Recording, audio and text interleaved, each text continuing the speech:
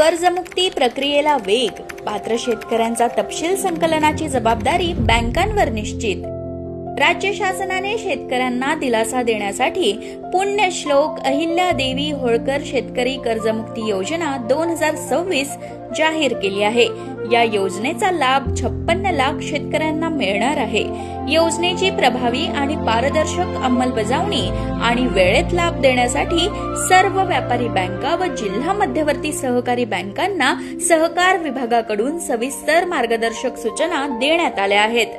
योजनेचा लाभ थेट आणि पारदर्शक पद्धतीने पात्र शेतकऱ्यांपर्यंत पोहोचवण्यासाठी बँकांकडून शेतकऱ्यांचा सविस्तर तपशील मागवण्यात येत आहे।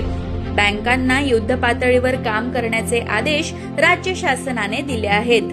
या प्रक्रियेत कोणतीही त्रुटी राहू नये म्हणून बँकांना मुख्यालय आणि जिल्हा स्तरावर विशेष नोडल अधिकाऱ्यांची नियुक्ती करणं बंधनकारक करण्यात आलं आहे।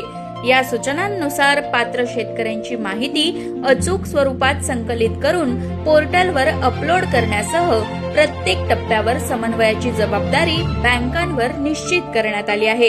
यासाठी प्रत्येक बँकेने मुख्यालय स्तरावर 2 नोडल अधिकाऱ्यांची नियुक्ती करणं बंधनकारक करण्यात आलं आहे। यापैकी एक अधिकारी योजना अंमलबजावणी समन्वयक तर दुसरा माहिती तंत्रज्ञान समन्वयक म्हणून काम पाहणार आहे। तसंच प्रत्येक जिल्ह्यात जिल्हाधिकारी व जिल्हास्तरीय समिती अर्थात डीएलसी यांच्याशी समन्वय राखण्यासाठी स्वतंत्र जिल्हा नोडल अधिकाऱ्याची नियुक्ती करण्याच्या सूचना देण्यात आल्या आहेत।